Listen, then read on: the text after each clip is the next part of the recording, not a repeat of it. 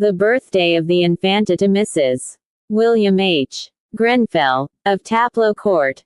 It was the birthday of the Infanta. She was just 12 years of age, and the sun was shining brightly in the gardens of the palace. Although she was a real princess and the Infanta of Spain, she had only one birthday every year, just like the children of quite poor people, so it was naturally a matter of great importance to the whole country that she should have a really fine day for the occasion. And a really fine day it certainly was. The tall striped tulips stood straight up upon their stalks, like long rows of soldiers, and looked defiantly across the grass at the roses, and said, "We are quite as splendid as you are now." The purple butterflies fluttered about with gold dust on their wings, visiting each flower in turn. The little lizards crept out of the crevices of the wall and lay basking in the white glare, and the pomegranates split and cracked with the heat and showed their bleeding red hearts. Even the pale yellow lemons, that hung in such profusion from the moldering trellis and along the dim arcades, seemed to have caught a richer color from the wonderful sunlight, and the magnolia trees opened their great globe-like blossoms of folded ivory and filled the air with a sweet heavy perfume. The little princess herself walked up and down the terrace with her companions and played at hide-and-seek round the stone vases and the old moss-grown statues. On ordinary days she was only allowed to play with children of her own rank, so she had always to play alone, but her birthday was an exception, and the king had given orders that she was to invite any of her young friends whom she liked to come and amuse themselves with her. There was a stately grace about these slim Spanish children as they glided about, the boys with their large plumed hats and short fluttering cloaks, the girls holding up the trains of their long brocaded gowns and shielding the sun from their eyes with huge fans of black and silver. Tastefully attired, after the somewhat cumbrous fashion of the day. Her robe was of gray satin, the skirt and the wide puffed sleeves heavily embroidered with silver, and the stiff corset studded with rows of fine pearls. Two tiny slippers with big pink rosettes peeped out beneath her dress as she walked. Pink and pearl was her great gauze fan, and in her hair, which, like an aureole of faded gold, stood out stiffly round her pale little face, she had a beautiful white rose. From a window in the palace the sad melancholy king watched them. Behind him stood his brother, Don Pedro of Aragon, whom he hated, and his confessor, the Grand Inquisitor of Granada, sat by his side. Sadder even than usual was the king, for as he looked at the Infanta bowing with childish gravity to the assembling courtiers, or laughing behind her fan at the grim Duchess of Albuquerque who always accompanied her, he thought of the young queen, her mother, who but a short time before, so it seemed to him, had come from the gay country of France and had withered away in the somber splendor of the Spanish court, dying just 6 months after the birth of her child, and before she had seen the almonds blossom twice in the orchard or plucked the second year's fruit from the old gnarled fig tree that stood in the center of the now grass-grown courtyard. So great had been his love for her that he had not suffered even the grave to hide her from him.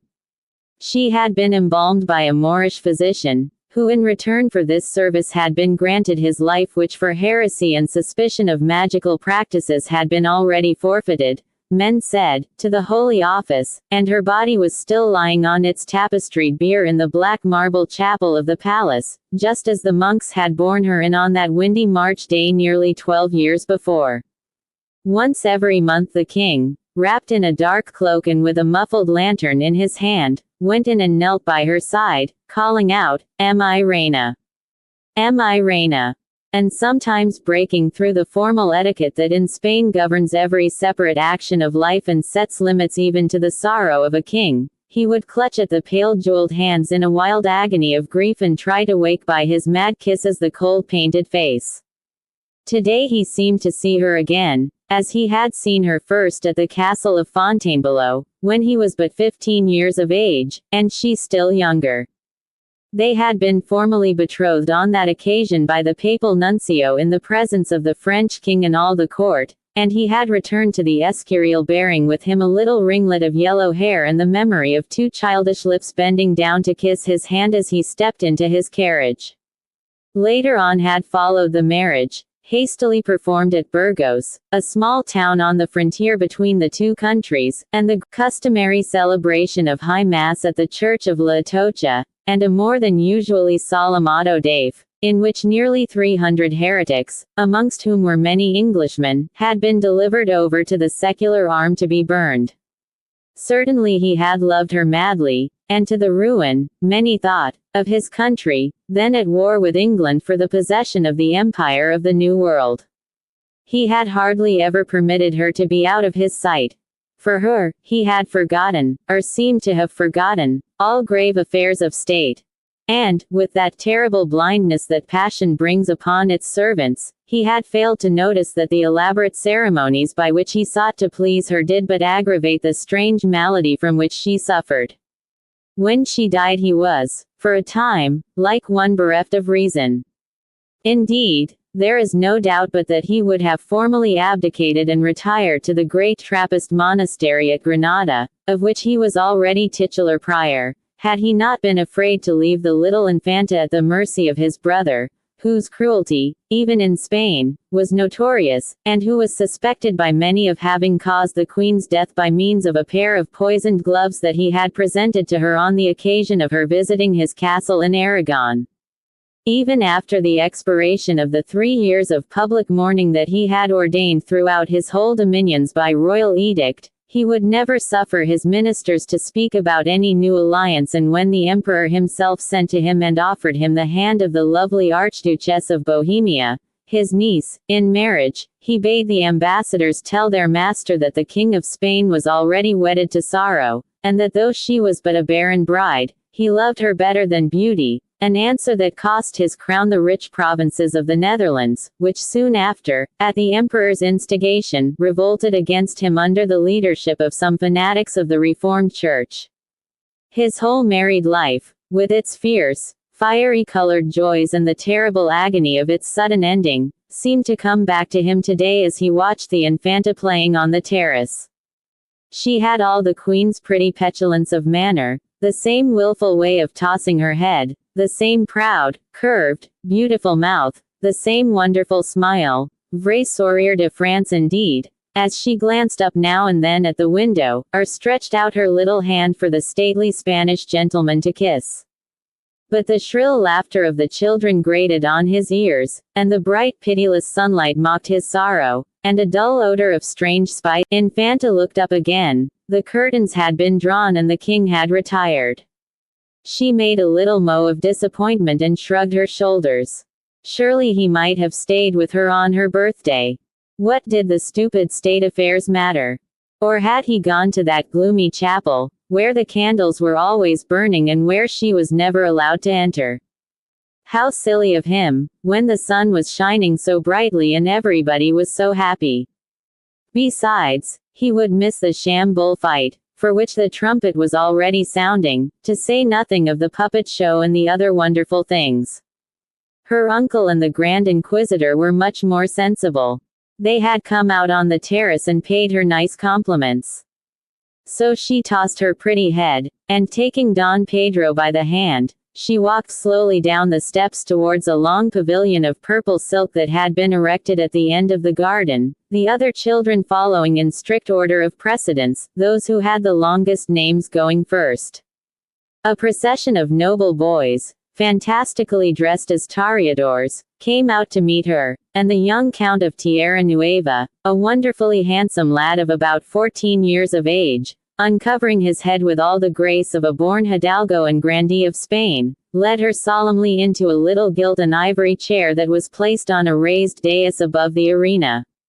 The children grouped themselves all round, fluttering their big fans and whispering to each other, and Don Pedro and the Grand Inquisitor stood laughing at the entrance. Even the Duchess, the Camarera Mayor as she was called, a thin, hard-featured woman with a yellow ruff, did not look quite so bad-tempered as usual, and something like a chill smile flitted across her wrinkled face and twitched her thin bloodless lips.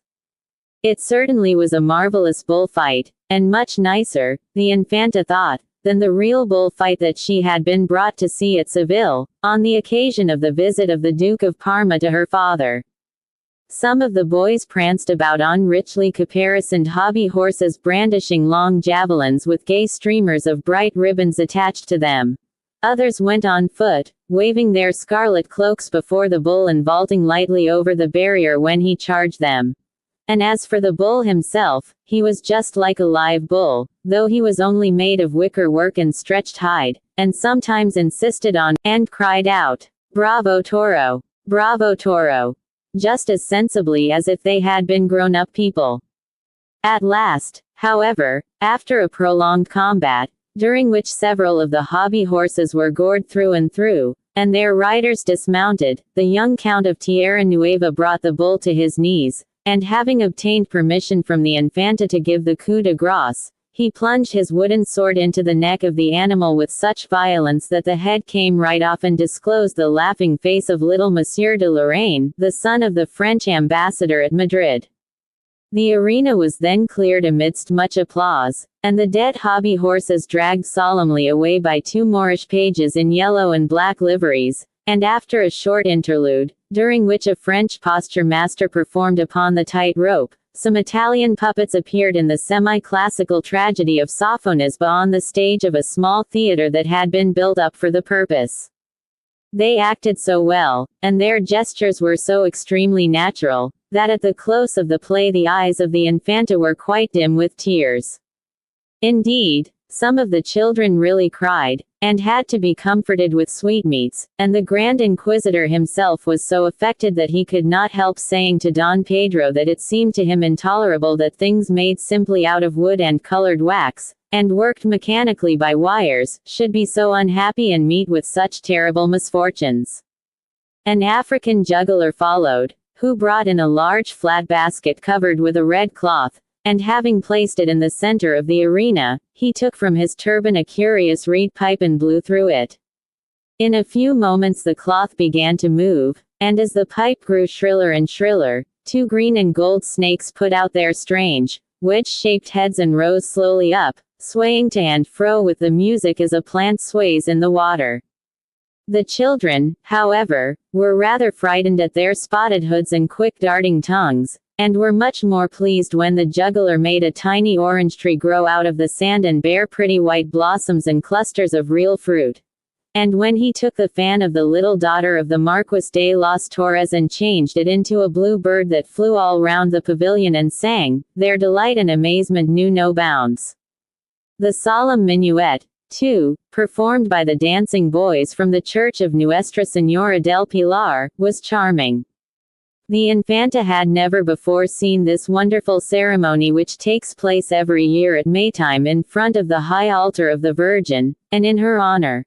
And, indeed, none of the royal family of Spain had entered the great cathedral of Saragossa since a mad priest, supposed by many to have been in the pay of Elizabeth of England, had tried to administer a poisoned wafer to the Prince of the Asturias.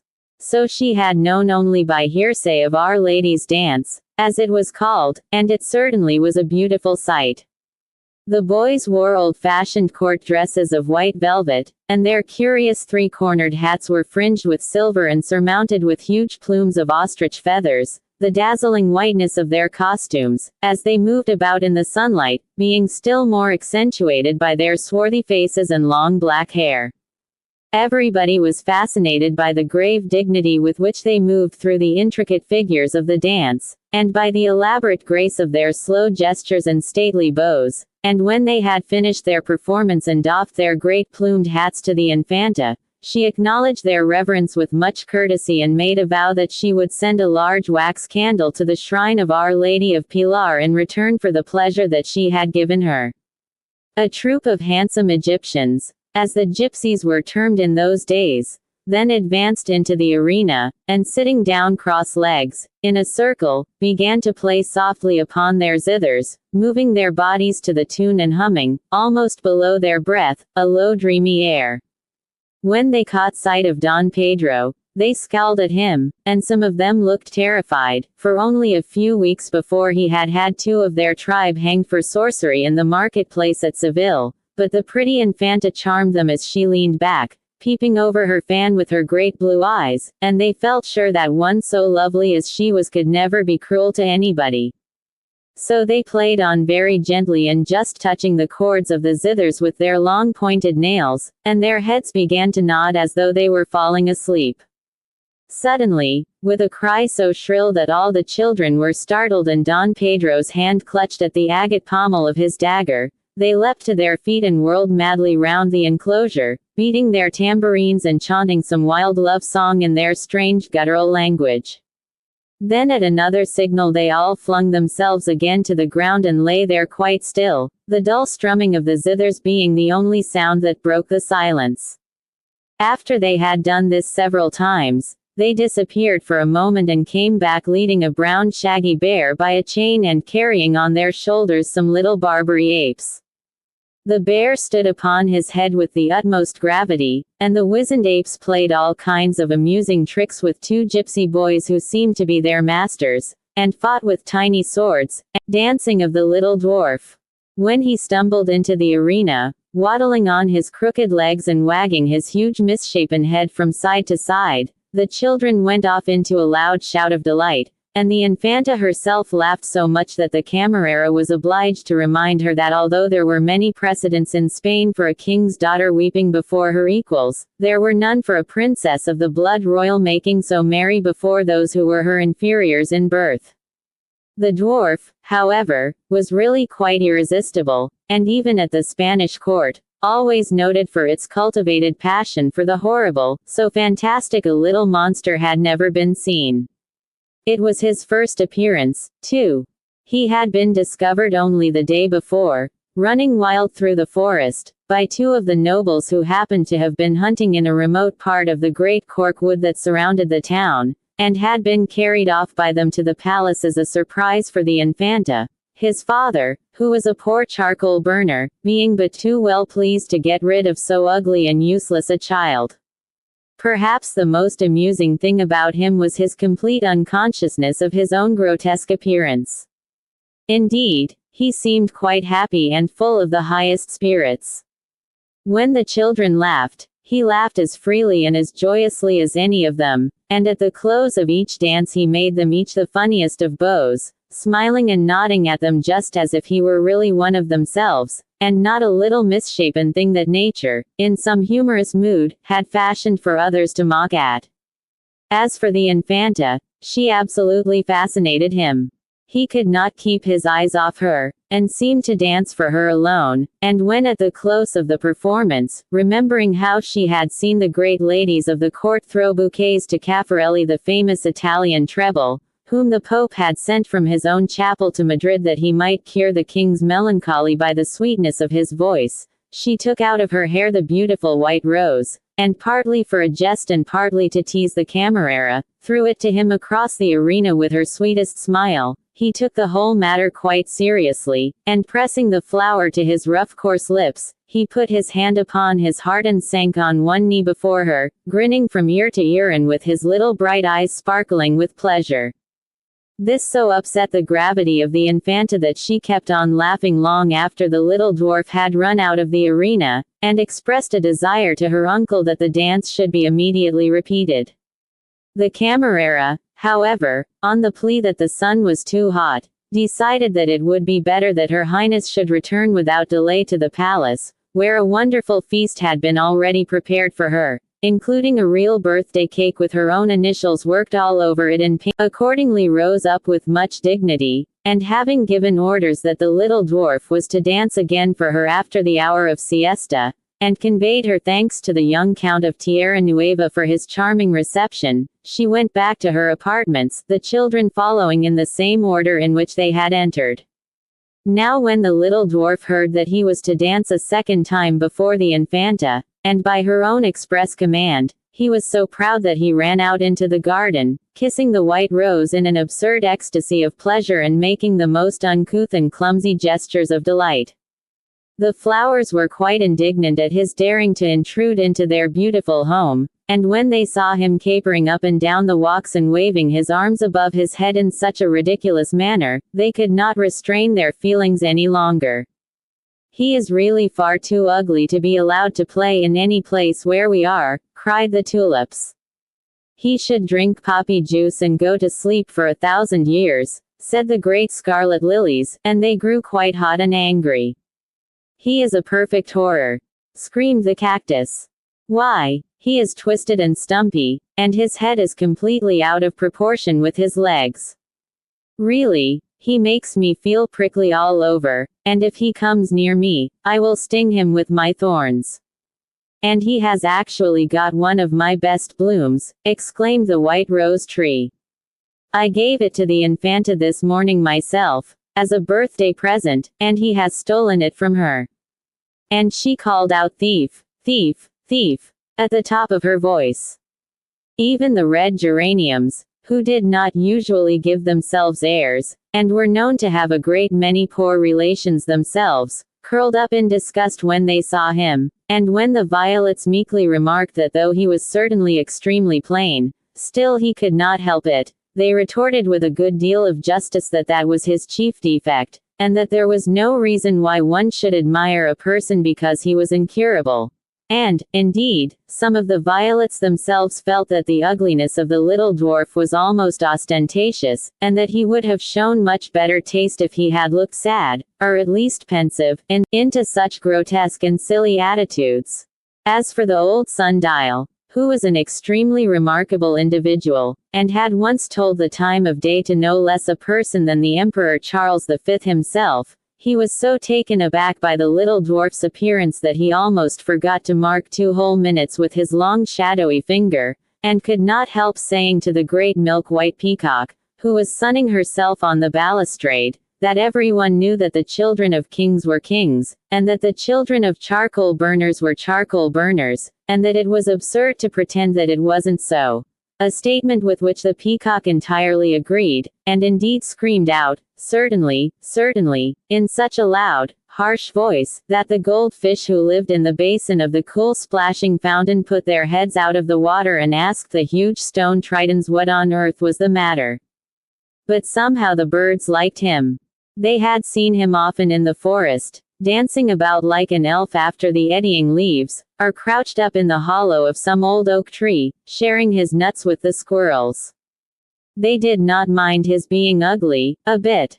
Why, even the nightingale herself, who sang so sweetly in the orange groves at night that sometimes the moon leaned down to listen, was not much to look at after all.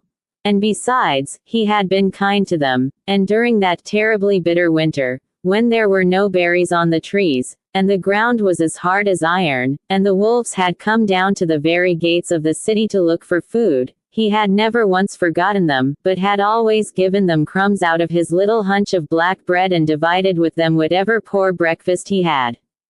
So they flew round and round him, just touching his cheek with their wings as they passed, and chattered to each other, and the little dwarf was so pleased that he could not help showing them the beautiful white rose and telling them that the Infanta herself had given it to him because she loved him. They did not understand a single word of what he was saying, but that made no matter, for they put their heads on one side and looked wise, which is quite as good as understanding a thing and very much easier.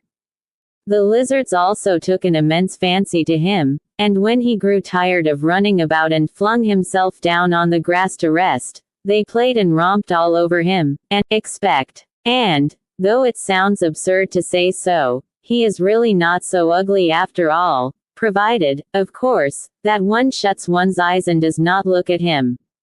The lizards were extremely philosophical by nature, and often sat thinking for hours and hours together, when there was nothing else to do, or when the weather was too rainy for them to go out. The flowers, however, were excessively annoyed at their behavior and at the behavior of the birds. It only shows, they said, what a vulgarizing effect this incessant rushing and flying about has. Well-bred people always stay exactly in the same place, as we do. No one ever saw us hopping up and down the walks, or galloping madly through the grass after dragonflies. When we do want change of air, we send for the gardener, and he carries us to another bed. This is dignified, and as it should be. But birds and lizards have no sense of repose. And, indeed, birds have not even a permanent address. They are mere vagrants like the gypsies, and should be treated in exactly the same manner. So they put their noses in the air, and looked very haughty, and were quite delighted when after some time they saw the little dwarf scramble up from the grass and make his way across the terrace to the palace. He should certainly be kept indoors for the rest of his natural life, they said. Look at his hunched back and his crooked legs, and they began to titter. But the little dwarf knew nothing of all this.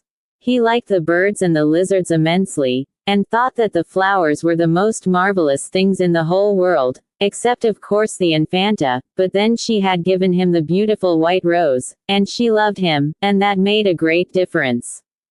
How he wished that he had gone back with her. She would have put him on her right hand, and smiled at him, and he would have never left her side, but would have made her his playmate, and taught her all kinds of delightful tricks. For though he had never been in a palace before, he knew a great many wonderful things. He could make little cages out of rushes for the grasshoppers to sing in, and fashion the long jointed bamboo into the pipe that Pan loves to hear. He knew the cry of every bird, and could call the starlings from the treetop, or the heron from the mere. He knew the trail of every animal, and could track the hare by its delicate footprints and the boar by the trampled leaves. All the wind dances he knew, the mad dance in red raiment with the autumn, the light dance in blue sandals over the corn, the dance with white snow wreaths in winter, and the blossom dance through the orchards in spring. He knew where the wood pigeons built their nests, and once when a fowler had snared the parent birds, he had brought up the young ones himself and had built a little dovecot for them in the cleft of a pollard elm. They were quite tame, and used to feed out of his hands every morning. She would like them, and the rabbits that scurried about in the long fern, and the jays with their steely feathers and black bills, and the hedgehogs that could curl themselves up into prickly balls, and the great wise tortoises that crawled slowly about, shaking their heads and nibbling at the young leaves. Yes, she must certainly come to the forest and play with him. He would give her his own little bed, and would watch outside the window till dawn, to see that the wild horned cattle did not harm her, nor the gaunt wolves creep too near the hut.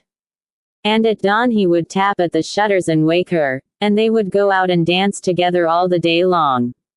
It was really not a bit lonely in the forest. Sometimes a bishop rode through on his white mule, reading out of a painted book. Sometimes in their green velvet caps and their jerkins of tanned deerskin, the falconers passed by, with hooded hawks on their wrists. At vintage time came the grape treaders, with purple hands and feet, wreathed with glossy ivy and carrying dripping skins of wine. And the charcoal burners sat round their huge braziers at night, watching the dry logs charring slowly in the fire and roasting chestnuts in the ashes, and the robbers came out of their caves and made merry with them. Once, too, he had seen a beautiful procession winding up the long dusty road to Toledo.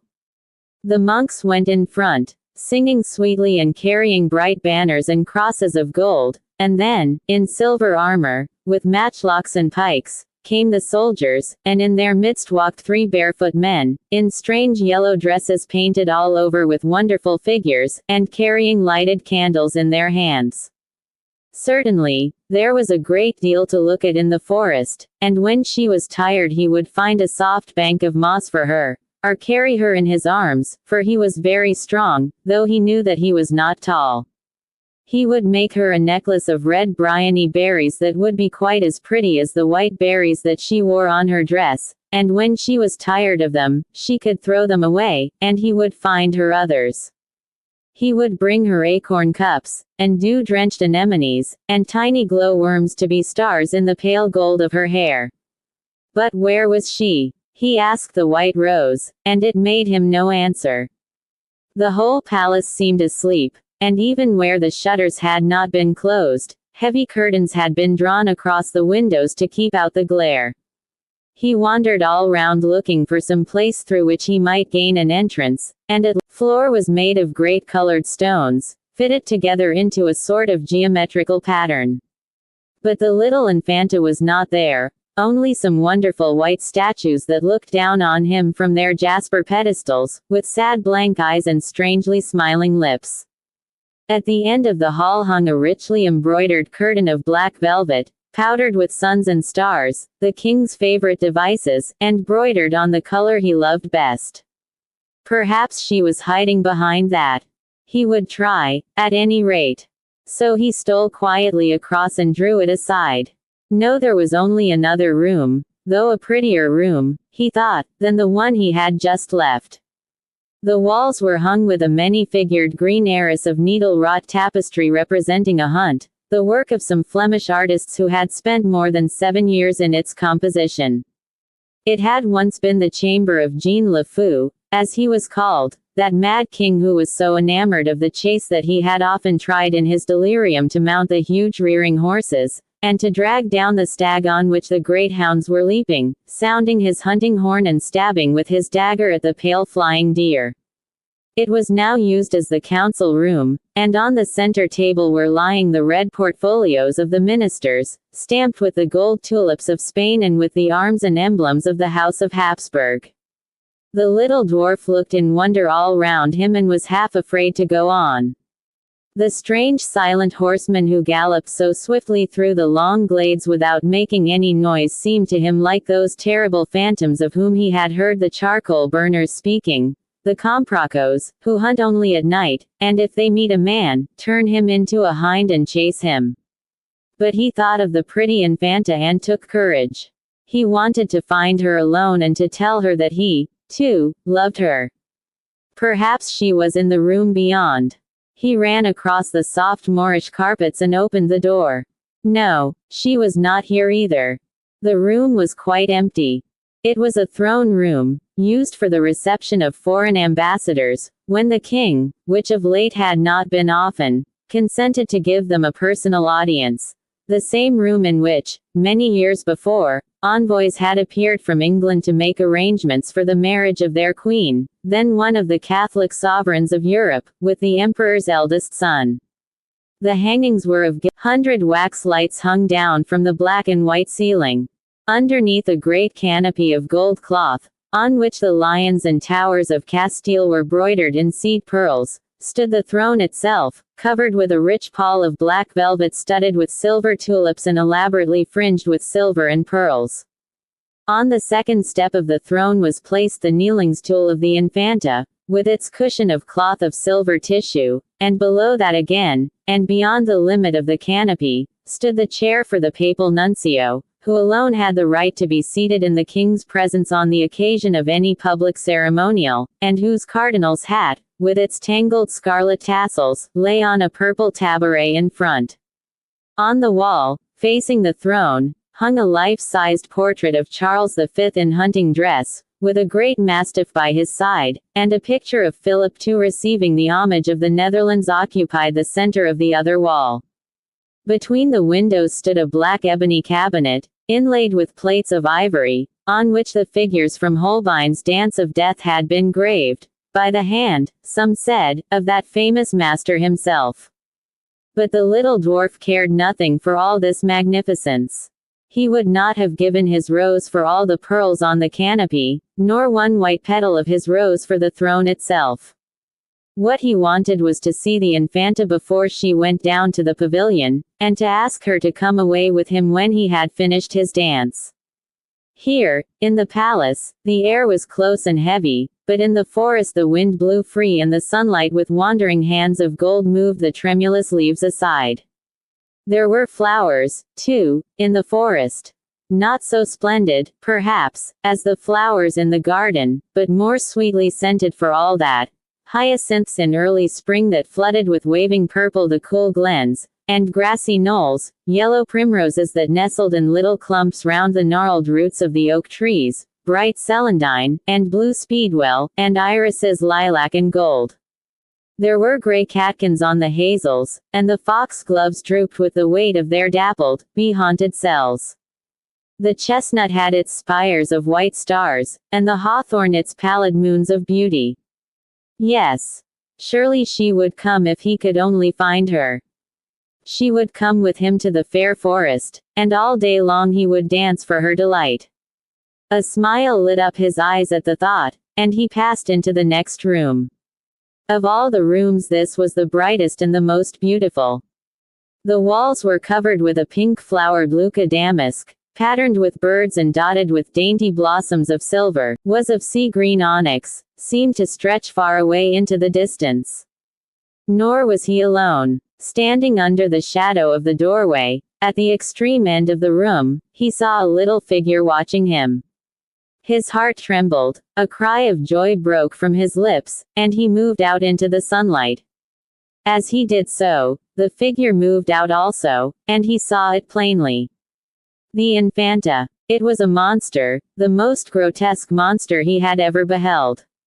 Not properly shaped, as all other people were, but hunchbacked, and crooked-limbed, with huge lolling head and mane of black hair. The little dwarf frowned, and the monster frowned also. He laughed, and it laughed with him, and held its hands to its sides, just as he himself was doing. He made it a mocking bow, and it returned him a low reverence. He went towards it, and it came to meet him, copying each step that he made and stopping when he stopped himself. He shouted with amusement, and ran forward, and reached out his hand, and the hand of the monster touched his, and it was as cold as ice. He grew afraid, and moved his hand across, and the monster's hand followed it quickly. He tried to press on, but something smooth and hard stopped him. The face of the monster was now close to his own, and seemed full of terror. He brushed his hair off his eyes. It imitated him. He struck at it, and it returned blow for blow. He loathed it, and it made hideous faces at him. He drew back, and it retreated. What is it? He thought for a moment, and looked round at the rest of the room. It was strange, but everything seemed to have its double in this invisible wall of clear water. Yes, picture for picture was repeated, and couch for couch. The sleeping fawn that lay in the alcove by the doorway had its twin brother that slumbered, and the silver Venus that stood in the sunlight held out her arms to a Venus as lovely as herself. Was it Echo? He had called to her once in the valley, and she had answered him word for word. Could she mock the eye, as she mocked the voice? Could she make a mimic world just like the real world? Could the shadows of things have color and life and movement? Could it be that? He started, and taking from his breast the beautiful white rose, he turned round and kissed it. The monster had a rose of its own, petal, and grotesque. He himself was the monster, and it was at him that all the children had been laughing, and the little princess who he had thought loved him, she too had been merely mocking at his ugliness and making merry over his twisted limbs. Why had they not left him in the forest, where there was no mirror to tell him how loathsome he was? Why had his father not killed him, rather than sell him to his shame? The hot tears poured down his cheeks, and he tore the white rose to pieces. The sprawling monster did the same, and scattered the faint petals in the air. It grovelled on the ground, and, when he looked at it, it watched him with a face drawn with pain. He crept away, lest he should see it, and covered his eyes with his hands. He crawled, like some wounded thing, into the shadow, and lay there moaning. And at that moment the Infanta herself came in with her companions through the open window, and when they saw the ugly little dwarf lying on the ground and beating the floor with his clenched hands, in the most fantastic and exaggerated manner, they went off into shouts of happy laughter, and stood all round him and watched him. His dancing was funny, said the Infanta, but his acting is funnier still. Indeed, he is almost as good as the puppets, only of course not quite so natural. And she fluttered her big fan and applauded. But the little dwarf never looked up, and his sobs grew fainter and fainter, and suddenly he gave a curious gasp and clutched his side. And then he fell back again, and lay quite still. That is capital, said the Infanta, after a pause. But now you must dance for me. Yes, cried all the children, you must get up and dance, for you are as clever as the Barbary apes, and much more ridiculous. But the little dwarf made no answer. And the Infanta stamped her foot and called out to her uncle, who was walking on the terrace with the chamberlain, reading some dispatches that had just arrived from Mexico where the Holy Office had recently been established. "My funny little dwarf, dance for me." They smiled at each other, and sauntered in, and Don Pedro stooped down and slapped the dwarf on the cheek with his embroidered glove. "You must dance," he said, "petite monstre. You must dance. The Infanta of Spain and the Indies wishes to be amused." But the little dwarf never moved. "A whipping master should be sent for," said Don Pedro wearily, and he went back to the terrace. But the chamberlain looked grave, and he knelt beside the little dwarf and put his hand upon his heart.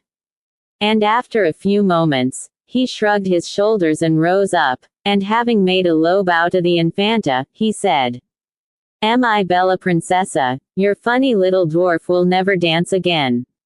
It is a pity, for he is so ugly that he might have made the king smile." "But why will he not dance again?" asked the Infanta, laughing. "Because his heart is broken," answered the chamberlain. And the Infanta frowned, and her dainty, rose-leaf lips curled in pretty disdain. "For the future let those who come to play with me have no hearts," she cried, and she ran